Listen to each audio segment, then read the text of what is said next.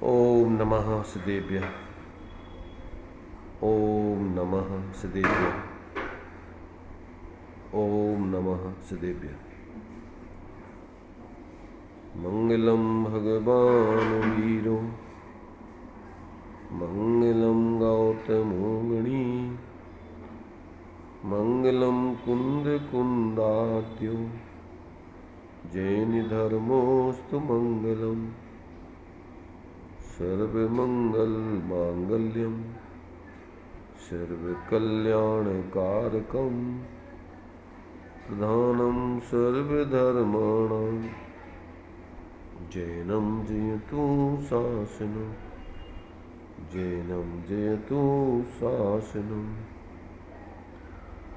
देहच्छता जैनी दशा बरते देहातीत ते ज्ञानी न चरण बंधन हो अग्नि ते ज्ञानी न चरण बंधन हो अग्नि सकल विभाव अभाव कर किया आत्म कल्याण परमानंद सुबोधमय नमो सिद्ध भगवान नमो सिद्ध परमात्म को अक्षय बोध स्वरूप जिनने आत्म आत्ममय पर जाना पर रूप त्रिविध रूप सब आत्मा बहिरातम पद छेद अंतरयातम होय कर परमात्म पद वेद अंतरयातम होय कर परमात्म पद वेद।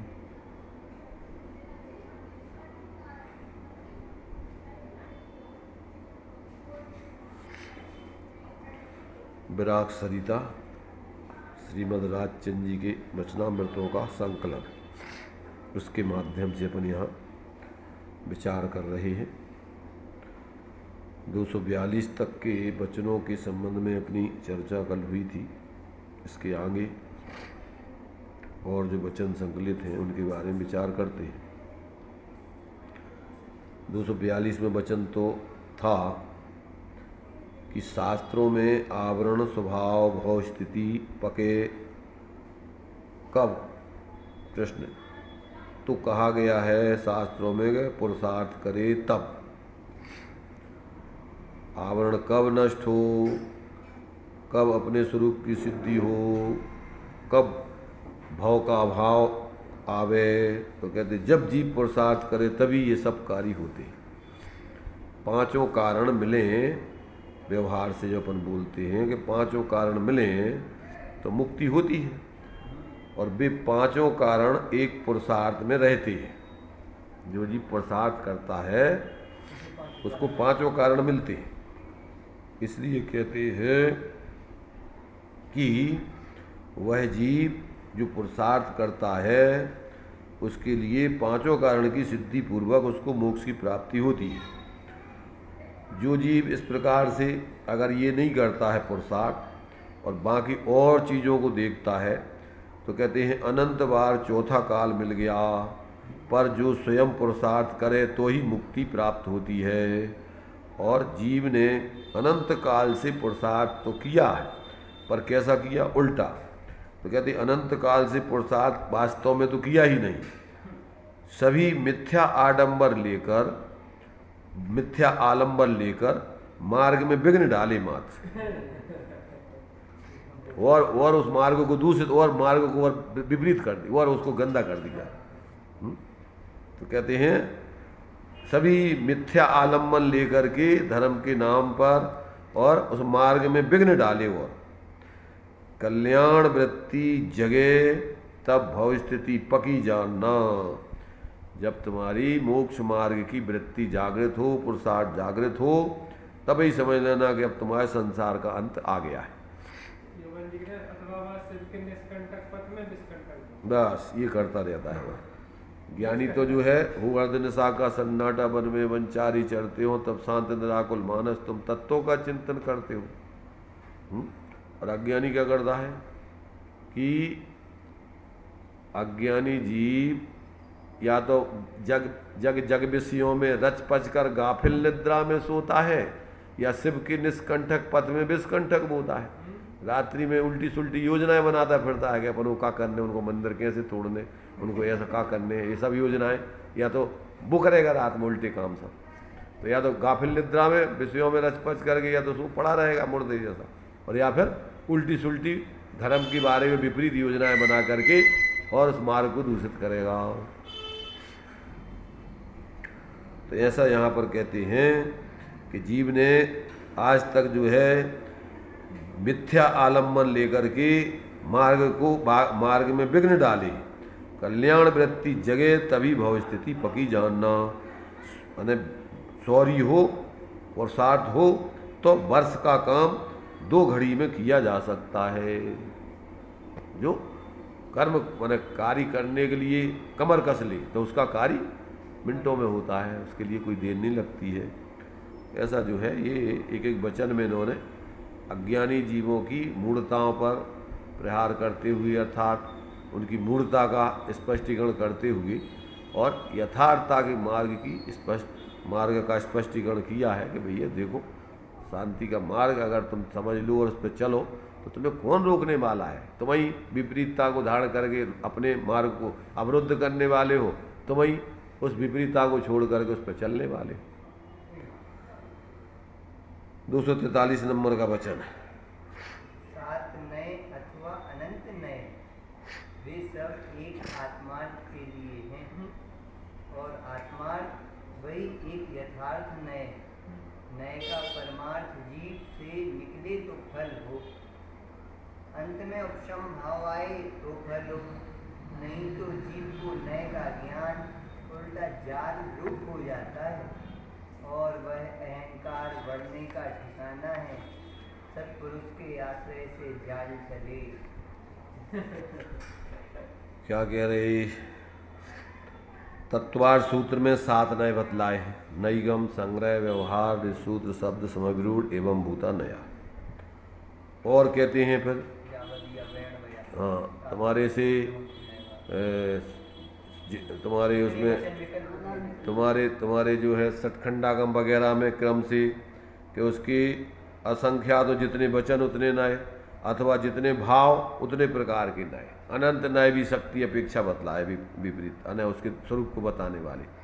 जैसे एक एक गुण धर्म है आत्मा में कितने हैं अनंत। एक एक गुण धर्म को अगर निरूपण करो तो कितने नए हो जाएंगे? तो अनंत नए हो जाएंगे। तो कहते हैं कि चाहे 7 हो अथवा अनंत हो, वे सब एक आत्मार्थ के लिए होवे तो समझ लो वे नए हैं। और आत्मार्थ वही एक सिद्ध हो वो यथार्थ नए है और बाकी सब मिथ्या नए है। साधे जो परमार्थ को वह व्यवहार, जितने भेद प्रभेद हैं उस अभेद की सिद्धि करें, उस अभेद को सिद्ध करने का कारण बने तो वे नए हैं, नहीं तो वे सब तुम्हारे लिए उल्टे और जाल हैं, उलझावे वाले हैं, विकल्पों का कारण है। इसलिए कहते हैं जैसे टोडामल ने लिखा कि जिस सम्यक दर्शन ज्ञान चारित्र माने जिस श्रद्धांत से वीतरागता की सिद्धि हो वह श्रद्धांत सम्यक दर्शन है। जिस श्रद्धांत से रागादिक का भाव हो वह, जिस ज्ञान से रागादिक का भाव हो वैसा जानना सम्यक ज्ञान है।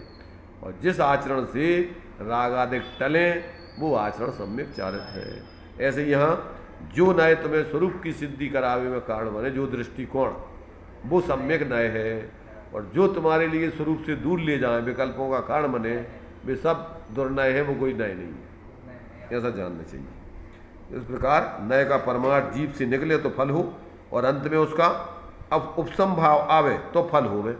मैंने उसका सिद्धि क्या निकले? कसायों की शांतता होवे, जीवन में स्वभाव की सिद्धि होवे तो वो नए तुम्हारा सार्थक होगा, नहीं तो काय को नए फिर।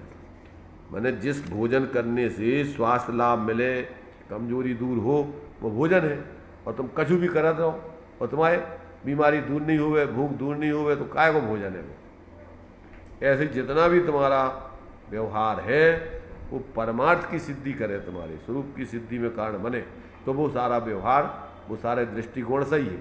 और जिससे स्वरूप की सिद्धि नहीं हो, वो सब तुम्हारे लिए और जाल है। जितने प्रकार के तुम्हारे लिए विकल्प, उतने उतने प्रकार से तुम स्वरूप से बाहर होते जाओगे। इसलिए जो जीव को नए का ज्ञान उल्टा, अगर उसको माने सही बोध नहीं है या वो स्वरूप की सिद्धि नहीं करे, तो वो सब नए क्या करते हैं कि जीव को नए का ज्ञान उल्टा जाल रूप हो जाता है और उसके लिए उलझा देता है, और वह अहंकार बढ़ने का भी कारण होता है। ज्ञान मद हो जाता है उसके लिए, थोड़ा बहुत क्षय उपशम ज्ञान में जानकारी कर ली और उससे स्वरूप की सिद्धि तो नहीं की, और उससे मान लिया कि हम बहुत जानने लग गए, तो उल्टा और क्या है तुम्हारे और भयंकर अहित हो जाएगा। इसलिए और वो स्थिति बनती है कि कहाँ तुम्हारी गलती हो रही है, कहाँ तुम भ्रम में पड़ रहे हो। कोई सत्पुरुष के आश्रय में रहोगे तो ही वो तुम्हारी भ्रांति को बताएगा, उसको दूर करेगा। ना कौन बताए भाई, जो उस मर्म, उस धर्म का या उस स्वरूप का ज्ञाता होगा, वही तो समझेगा कि तुम कहाँ अटक रहे हो, कहाँ भ्रमित हो रहे हो। इसलिए यहाँ पर कहते हैं जब तक जीव ऐसे सत्पुरुष अर्थात उसके अनुभव करने वाले जीवों का सानिध्य नहीं करेगा और अपने मनमाने तरीके से शास्त्रों को पढ़ करके उसके अर्थ लगा करके और अंदर में दम भादी करेगा अथवा संकल्प विकल्प करता रहेगा, तो कहते उल्टा और जैसे बाहर का परिग्रह तुम्हें संकल्प विकल्प दुख का कारण है, आकुलता का, ऐसे ही तुम्हारे लिए शास्त्र भी शस्त्र बन जाएंगे, तुम्हारे लिए कल्याण का कारण बन जाएंगे। हाँ, इसमें जो है 244 नंबर का वचन तो अपने आप में पूरा है, ग्रंथ को पूरा एक ग्रंथ अने इसको पढ़ लो और सब ग्रंथों का सार इसमें आ जाएगा। वैसे तो एक एक वचन में ही शॉर्ट में सब है, पर इसमें इन्होंने बहुत अनेक दृष्टिकोणों से जीवों को संबोधन किया है। तो देखो इसमें क्या कह रही है। जगत में जीव मेरापना मानता है, वही दुख है, क्योंकि मेरापना माना कि चिंता हुई, कैसे होगा, कैसे करे, चिंता में वो स्वरूप हो जाता है, तद्रूप हो जाता है, यही अज्ञान है। विचार से ज्ञान करके देखें तो कोई मेरा नहीं, ऐसा जानने में आता है। जो एक की चिंता करे तो सारे जगत की चिंता करना पड़े, इसलिए हर एक प्रसंग में अपनत्व होना रोकना, तो चिंता कल्पना कम होगी। अब एक एक वाक्य देखो, इतना जो है एक हिस्सा है जी, क्या कह रही है। अब जगत में जितने अज्ञानी जीव हैं, अब वे क्या करते हैं, जो देखते हैं जहाँ पैदा आदि होते हैं उसमें मेरापन कर लेते हैं, अपनापन। अब वो अपनापन वही दुख है उनके लिए, और क्या है भाई, मूर्छा परिग्रह और परिग्रह दुख, चिंता परिग्रह चिंता दुख ही जाना। तो अब ये कहते जहाँ तुम मेरापन मानते हो वही दुख है, क्योंकि मेरापन माना कि चिंता हुई।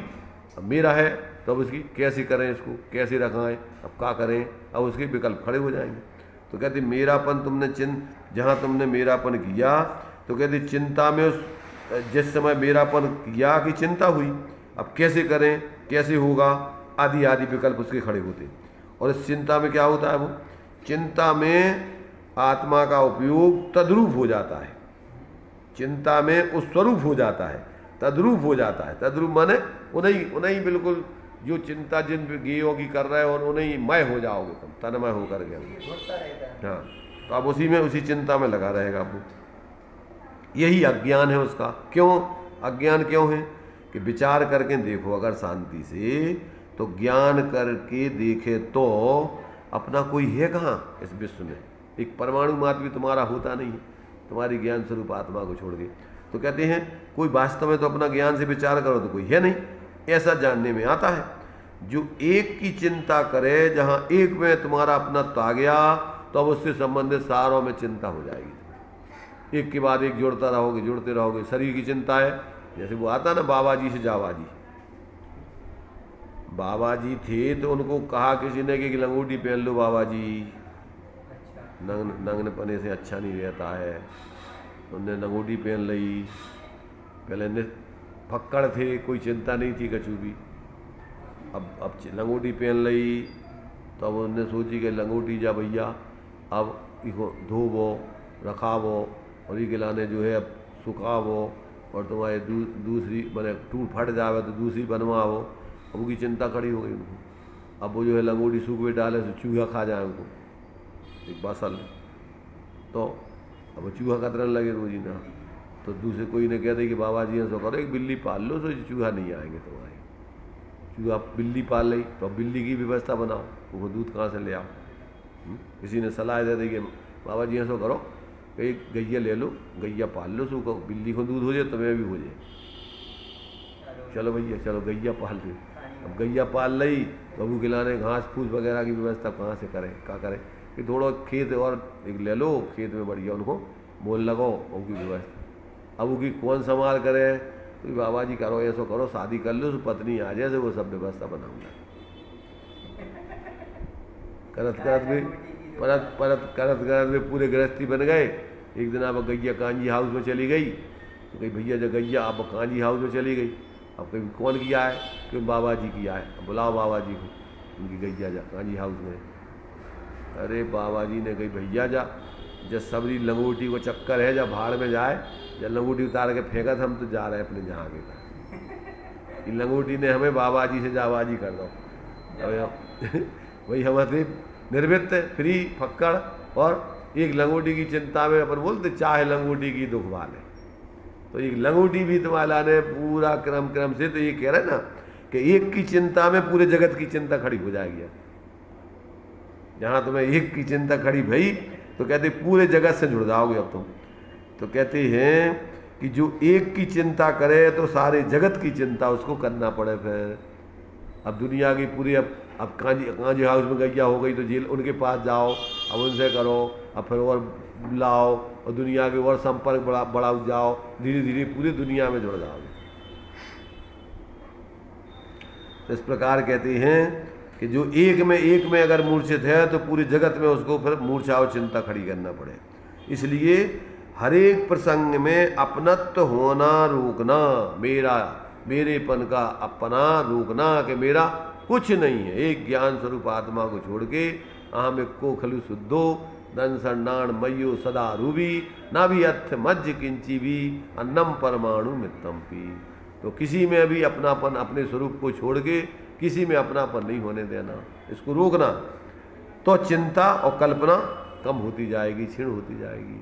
और अगर तुम पर में अपनत्व करते जाओगे तो डूब जाओगे संसार में, एक के बाद एक अंबाल लग जाएगा चिंताओं का। तो इस प्रकार से कहते कि एक की भी चिंता, किसी में अपनत्व नहीं करना। अगर अपनत्व करोगे तो धीरे धीरे तुम चिंताओं के वो बन जाओगे, चिंता ही चिंताएं हैं। अब आगे कहते हैं कि तृष्णा जैसे बने वैसे कम करना। क्या करना? तृष्णा माने बाहर में बढ़ाना, बाहर में बढ़ते जाना, वो तृष्णा कम करना हर क्षेत्र में, के जो चाहने वो चाहने वो चाहने, ये सब कहते हैं तृष्णा नहीं बनाना कोई भी। तो कहते तृष्णा जैसे बने वैसे कम करना, विचार करके तृष्णा ओछी करना, कम से कम आवश्यकताएं करते जाना, बढ़ाते नहीं जाना, न डूब जाओगे धीरे धीरे। तो कहते हैं तृष्णा जैसे बने तैसे कम करना है, और बढ़ते जाओ हर क्षेत्र में। तो कहते ऐसा कर, तुम्हारी तृष्णा जो है वे तुम्हारी लंबाती जाएगी तो डूबोगे। इसलिए विचार करके जैसे बने तैसे तृष्णा को ऊंची करना। इस देह को 50 रुपये का खर्चा चाहिए, उसके बदले हजारों लाखों की चिंता करके उस अग्नि से सारे दिन जला करता है। बाह्य उपयोग तृष्णा को होने का निमित्त है। बाह्य में जो उपयोग जाता है, बाह्य पदार्थों में मूर्छा बनती है, तो वही तुम्हारे लिए वो तृष्णा का और बढ़ाने का निमित्त बनता है। जीव बड़प्पन के कारण तृष्णा बढ़ाता है। तृष्णा क्यों बढ़ाता है? इनके कारण से हम बड़े कहलाएंगे, पैसा बढ़ जाएगा, ज्ञान बढ़ जाएगा, उपदेशक हमारे श्रोता बढ़ जाएंगे तो हम बड़े बड़े उपदेशक ज्ञानी कहलाएंगे, हमारे शिष्य ज़्यादा हो जाएंगे तो हम उतने बड़े आचार्य बन जाएंगे। जिस क्षेत्र में जाओ उस क्षेत्र में तृष्णा बढ़ाते जाता है। काहे कि बड़प्पन के लोभ से नहीं, बड़प्पन, बड़ा घियों का लोभ काहे के लाने? अपने को बड़ा बनने के लिए। ये मूढ़ जीव की दशा दुर्दशा बता रही है कि इसकी ऐसी दुर्दशा हो रही है और ये जीव समझ नहीं रहा है मूर्खता से। तो कहते तृष्णा जैसे बने वैसे कम करते जाना, विचार कर उस विचार कर करके तृष्णा ओछी करना। इस देह की 50 रुपए की जरूरत है, उसके बदले हजारों लाखों की चिंता करके उस चिंता की अग्नि में सारे दिन जला करता है। बाह्य उपयोग तृष्णा होने का कारण है। जितना उपयोग बाहर ले जाओगे, जो देखोगे वही इच्छा हो जाएगी, जो मिल जाए, जो आ जाए, जो आ जाए। इसलिए बाहर उपयोग नहीं भरमाना ज़्यादा। बाहर का उपयोग, बाह्य उपयोग तृष्णा का होने का कारण है। जिनको देखो आज टीवी में पूरे विश्व की व्यवस्था है, अब अपन देखत रहो और उनमें से जो जो जो जो जो अच्छो है, जो ऐसा हो जाए, जो ऐसा हो जाए, अब बड़ा उतना उपयोग तृष्णा। तो कहते बाह्य उपयोग को, बाह्य उपयोग तृष्णा का कारण होने का कहते हैं तृष्णा का निमित्त है। जीव बड़प्पन के कारण से तृष्णा बढ़ाता है। ये तृष्णा क्यों बढ़ाता है कि हम जगत में बड़े हो जाएंगे इन सब से, तो बड़प्पन के कारण तृष्णा बढ़ाता जाता है। इस बड़प्पन के कारण मुक्तपना नहीं हो सकता है,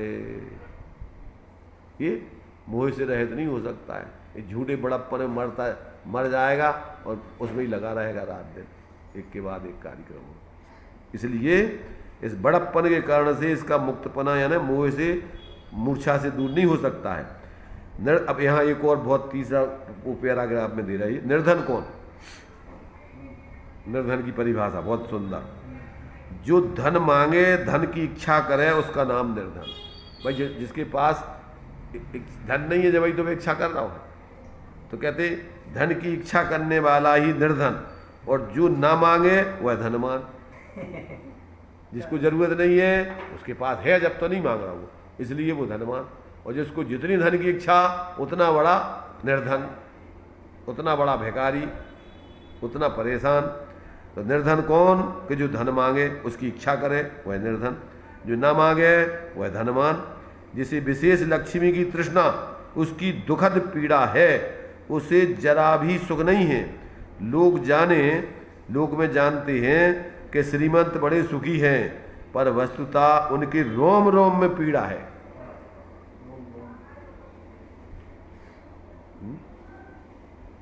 क्या कह रहे, बाहर से जो धनाढ़ दिख रहे हैं, जिनको तुम धनाढ़ कह रहे हैं, पैसे वाले लोग, कहते हैं जैसे लक्ष्मी विशेष की तृष्णा, उसकी दुखद पीड़ा है, उसे जरा भी सुख नहीं है। लोग जाने के श्रीमंत सुखी होते हैं, पर वस्तुतः देखा जाए तो उनके रोम रोम में पीड़ा है। 24 घंटे वो तड़पते रहते हैं, संकल्प विकल्प, इज्जत की चिंता, व्यवस्था की चिंता है, और सारे उनके जो है संबंधी बढ़ जाते हैं, परिचित बढ़ जाते हैं, उनमें अपना परिचय बनाए रखने की चिंता, रात दिन चिंताओं में डूबता रहता है।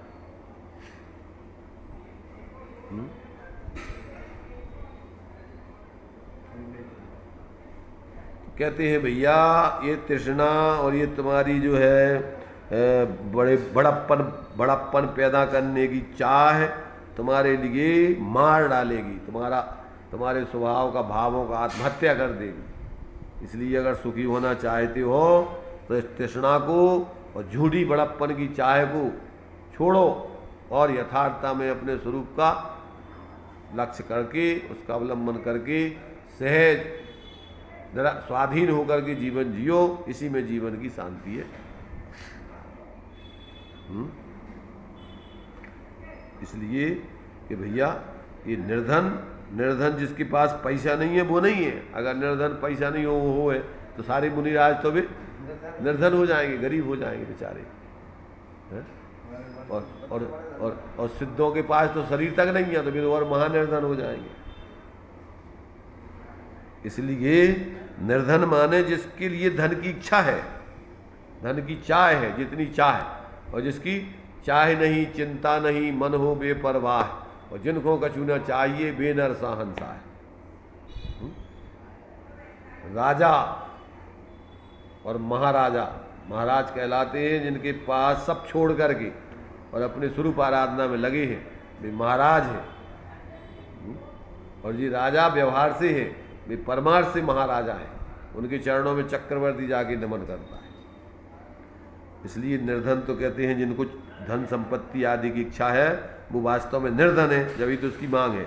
और जो नहीं मांगे, जिसको नहीं चाह है कुछ भी, तो कहते वही धनवान है। जिसे विशेष लक्ष्मी की तृष्णा, उसके दुख की पीड़ा को कहते कहा नहीं जा सकता है। उसकी दुखद पीड़ा है, उसे जरा भी सुख नहीं है। लोग जाने कि लक्ष्मी श्रीमंत सुखी होते होंगे, पर वस्तुतः देखा जाए तो उसके रोम रोम में पीड़ा है, दुखी है वो 24 घंटे। इसलिए तृष्णा को हर हालत में घटाओ।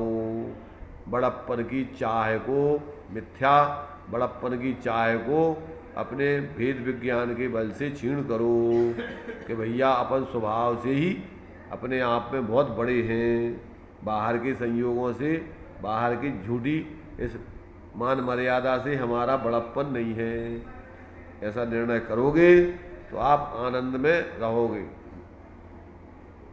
जो जिसको निरुक्षुक है, जिसको कोई इच्छा नहीं है, वही वास्तव में सच्चा धनवान है, वही सुखी होता है।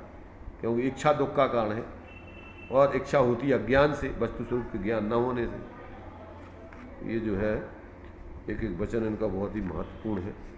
इन वचनों को अपन अपने जीवन में आत्मसात करके और उसका आनंद लूटें, इसीलिए वो लिखे हैं। जिनने लिखे हैं उनने अपने जीवन में वैसी दशा बना करके उसका आनंद भोगा, तो उनको भाव आया कि भैया सब जीव ऐसे आनंद को भोगे, सब जीव सुखी रहें, सुखी रहें सब जीव जगत के, कोई कभी न घबरावे। बैर पाप अभिमान छोड़ जग, नित्य नई मंगल गावे। घर घर चर्चा रहे धर्म की, दुष्कृत दुष्कर हो जावे। और ज्ञान चरित उन्नत कर अपना मनुष्य जन्म फल। सभी जीव ऐसे अपने स्वास्थ्य मोक्ष मार्ग को सिद्ध करके सुखी हो, ऐसी ज्ञानियों की भावना रहती है। इसलिए सारे वचन लिखते हैं। 245 नंबर का वचन है, आत्मा को निंदना और ऐसा खेद करना जिससे वैराग आवे, संसार आसार लगे। चाहे जिसका मरण हो, पर जिसकी आँखों में से आंसू आवे। संसार आसार जानकर, जन्म जरा मरण महाभयंकर जानकर वैराग गावे, वह ऐसा उत्तम है, श्रेष्ठ है। अपना लड़का मरण पाए और रोबो आवे, उसमें कुछ भी विशेषता नहीं है, वह तो मोह का कारण है। माने दुनिया की मरण हुए देखते तुम्हें वैराग आवे, तब तो समझो कि वास्तव में तुम्हारे लिए जो है ज्ञान तुम्हारा जागृत हो रहा है।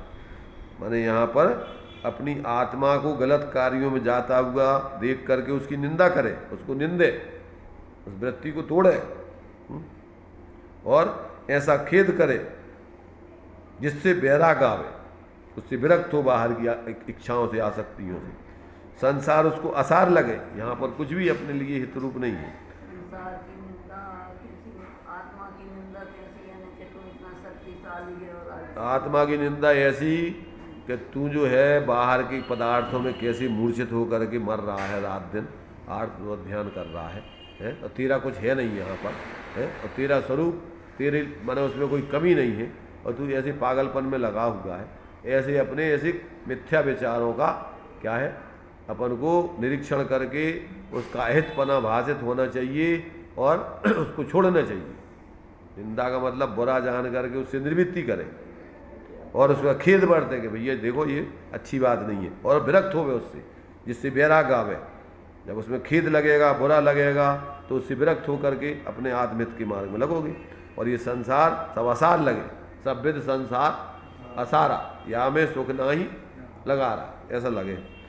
चाहे अब कहते हैं लोक में इतने जो जीव हैं, और उनमें से इस पर्याय से पर्यांतर जो जीव हो रहा हो, उसको देखकर और तुम्हारी आंखों में पानी आ जाए, पानी आ जाए माने तुम्हें रोना आ जाए, दुख लगे। काहे के लाने कि देखो इतना अच्छा मनुष्य जीवन पाया और ये बिना आत्मकल्याण के मर गया, और ऐसी अपनी दशा अगर हो रही है तो क्या है ये सब पागलपन। तो अपन को ऐसा उसमें दुख लगने चाहिए कि आज एक दिन अपनी भी यही दशा होने। अगर अपन कल्याण नहीं करेंगे तो अंदर में अपन को ऐसा देख करके दुख लगे कि इतना बहुमूल्य जीवन देखो ऐसा ही चला गया, और अपन अगर यही पागलपन में लगे रहेंगे तो अपनी भी यही दशा हुई है। ऐसा किसी के भी मरण होने पर तुम्हें ऐसा वैराग आने चाहिए, अपने मर जाए, लड़का मर जाए उसमें दुख लगे, जो तो मोह है, इसमें क्या दम है। इसलिए कहते हैं कि उसमें तुम्हें जन्म जरा मरण का भयंकर, उसको भयंकर जानकर और उससे विरक्तता आएगी। अपन इसको जन्म मरण के चक्कर को दूर करने के लिए धर्म आराधना, स्वरूप आराधना करेंगे। ऐसा लगे तुम्हें किसी की दुर्घटना आदि होने पर, मरण आदि होने पर तो ऐसा विचार श्रेष्ठ है। अब तो वो भी नहीं है, सब मोबाइल चलाते, तम्बाकू खाते, गप्पे ठोकाते, राजनीति की बातें कराते, उतने मुर्दा जल रहा है और ये सब अपनी बातों में लगी हुई है। अब उनको कम है रागारा, और अपनों मर जाए तो अपने में थोड़ा बहुत अब उसमें लगता है ना, मोह आसक्ति है। तो इसलिए कहते भैया कि तुम्हारे लिए जिसमें मोह है, उसमें अगर तुम्हारे लिए मरने पर, जाने पर दुख होता है तो इसमें कछु दम नहीं है। जो तो तुम्हारी आसक्ति और तुम्हारे लिए दुख माने मोह का कारण बता रहे हैं कि तुम्हें उसमें एकत्व बुद्धि हती।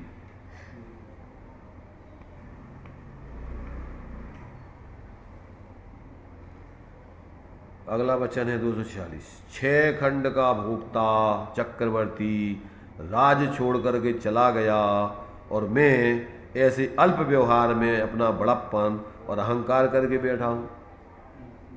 कैसी पागलपन की वृत्ति है ये अपनी। तो कहते हैं यह क्यों नहीं विचार करता है तू। संसार में बड़े बड़े चक्रवर्ती हुए, 6 खंड थे, और मेरे पास तो क्या है अभी, और अपन उतने में ही अपने आप को क्या कर रहे हैं, उसी में अपन अपने बड़ापन मान रहे हैं कि हम बहुत बड़े बन गए, और उसी में दम्भ करके बैठ गए अहंकार में। हम बहुत हमने कर लिया, और इससे हम बहुत हमारा बड़ापन है। अब हमें 2-4 मूर्ख लोग बहुत पूछते हैं, थोड़े आगे पीछे हो जाते हैं। तो इसमें कहते हैं भैया थोड़ा शांति से बैठ के विचार कर, हैं कि जिन संयोगों में, भोगों में तू आसक्त होकर के अपना बड़प्पन मान रहा है, बड़े बड़े चक्रवर्ती जिनके पास 6 खंड थे, भोग की सारी सामग्री अपार थी, और उसमें उनको कोई सुख नहीं लगा, उसमें कोई बड़प्पन नहीं लगा, और छोड़ करके जीर्ण तृण सम त्यागे इत्यादि बहु तेरी संपत्ति सड़े तिनके के समान छोड़ करके चले गए। तो ऐसा अपन को सोचना चाहिए कि हमारी क्या मूर्खता है कि थोड़े से बाहर का व्यवहार, ऐसा थोड़ा बहुत बाहर का बड़ा मैंने झूठा बड़ापन अज्ञानियों के द्वारा मान सम्मान, उसमें अपन संतुष्ट हो गए। इसलिए एक एक वचन अपन को अपने ज्ञान जागृत करके और भ्रम को दूर करके और धार्मिक आत्मिक जीवन जीने की प्रेरणा देता है। इन सारे वचनों को अपन गंभीरता से अपने जीवन पे घटित करके देखें, और इनके जो वचन हैं आत्महितकारी, इन वचनों को अपन अपने ऊपर घटित करें। मात्र ऊपर पढ़ करके संतुष्टि करके खाना पूर्ति नहीं करें। इस प्रकार से ये अपन को इन वचनों में ज्ञान वैराग्य की प्रेरणा मिलती है, और जागृत होकर जीवन जीने की प्रेरणा है, मोह को क्षीण करने की प्रेरणा मिलती है। चलिए इस टाइम हो गया है।